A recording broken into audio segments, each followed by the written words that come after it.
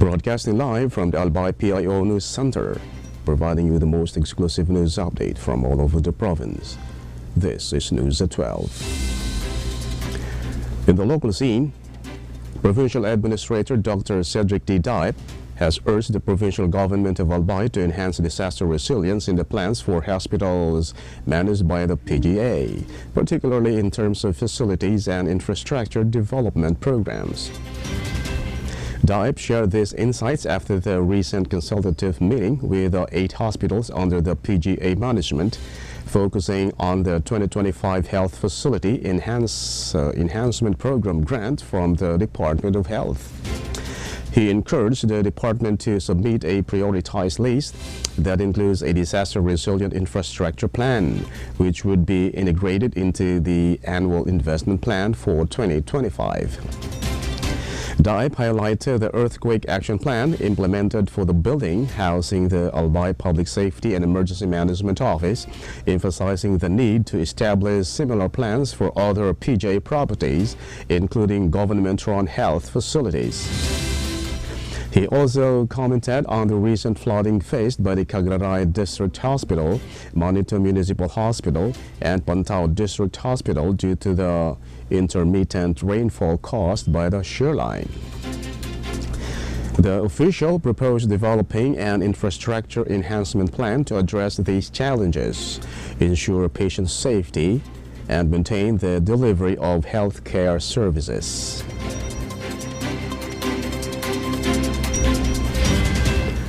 In other story, the Albay Provincial Health Office will provide medical services at the first ever Nonagenarians Fair this week.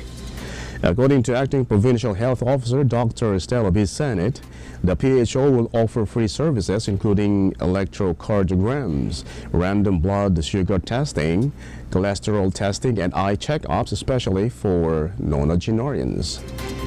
In addition to these services, attendees will receive free eyeglasses based on the recommendations made by the attending ophthalmologists and nurses following an assessment of their visual acuity. Dr. Zenit also confirmed that the PHO will provide free medical checkups, vital signs monitoring, as well as medicines and vitamins for nonagenarians, along with their guardians who will attend the multi-service fair. The official also mentioned that they have prepared 600 hygiene kits and 300 umbrellas for the attendees. The Nonagenarians Fair is part of the incentives payout for nonagenarians, which is included in one of Acting Governor Bungao's priority programs, Boulder para sa Albayano Elders.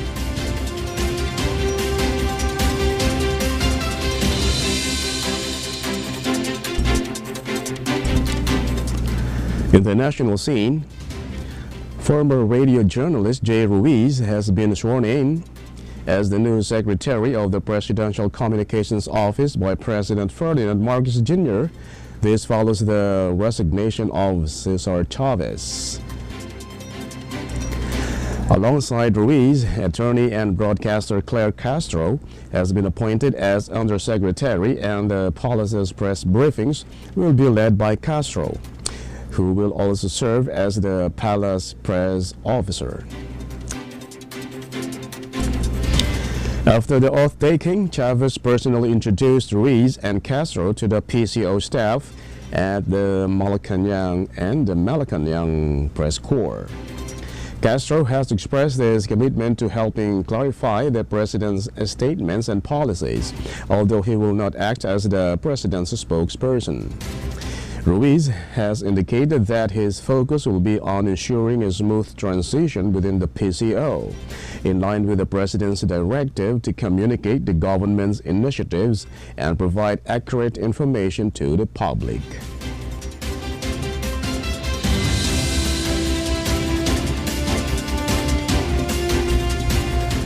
In other story, the Senate has the authority to conduct a trial for Vice President Sara Duterte and to promptly address the articles of impeachment filed by the House of Representatives, according to a House impeachment prosecutor. This power is rooted in both the Constitution and will of the Filipino people. Manila Representative Joel Chua, who heads the House Committee on Good Government and Public Accountability and is a member of the 11-member House prosecution team, made this statement. He believes that President Ferdinand Marcos Jr. will need to call a special session so that the trial for Duterte can begin without delay and the Senate can establish the impeachment court. Chua reiterated the constitutional requirement that the Senate resolve impeachment matters swiftly. He pointed out that 215 lawmakers have signed the articles of impeachment, allowing them to be immediately submitted to the Senate. However, if the House plenary approves the 3 previous impeachment allegations, the process will or may take longer as it would require a review by the House Justice Committee.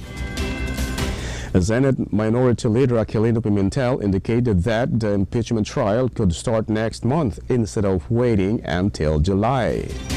Chua noted that Vice President Duterte's decision to ask the Supreme Court to prevent the Senate from conducting an impeachment trial surprised him and other legislators.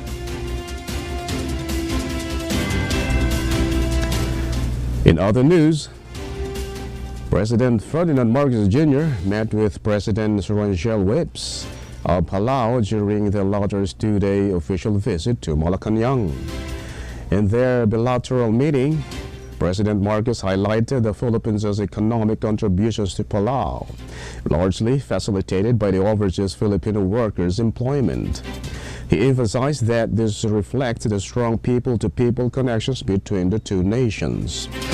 The president expressed optimism that by the end of the year, both countries will finalize negotiations on bilateral labor and social agreements. He also stated his intention to enhance cooperation in agriculture and fishing between Palau and the Philippines. Furthermore, President Marcos noted that while formal diplomatic relations between the two countries are still developing, there are shared historical parallels, particularly regarding their struggles for independence and self-determination, which can strengthen their ties moving forward.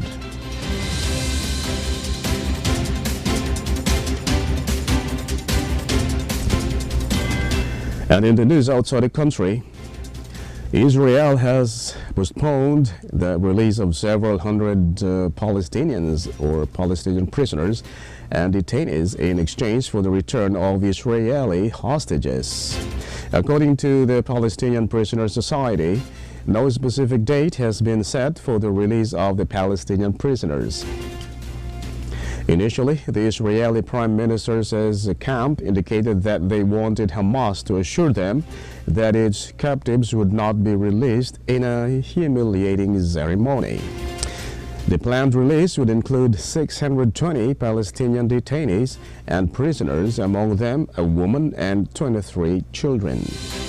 It is important to note that Israel was angered by the public procession and the ceremony surrounding the return of Hamas hostages' bodies.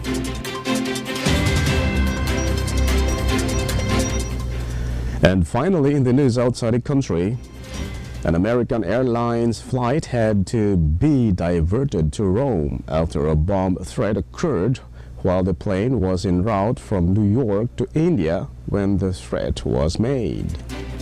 As a result, the pilot chose to reroute the aircraft to Rome, and upon landing, no explosives were found.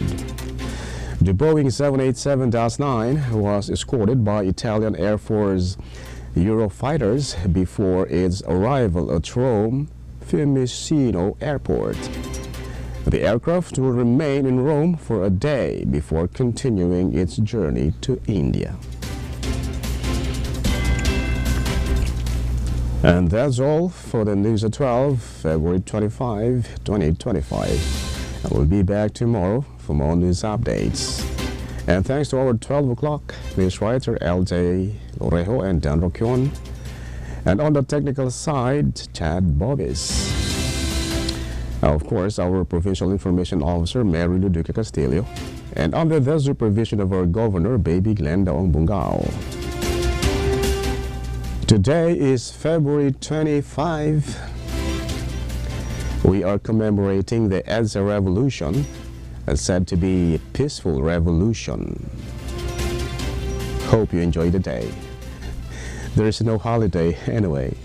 Today is a holy day. My name is Greg Hallare. Thank you for subscribing.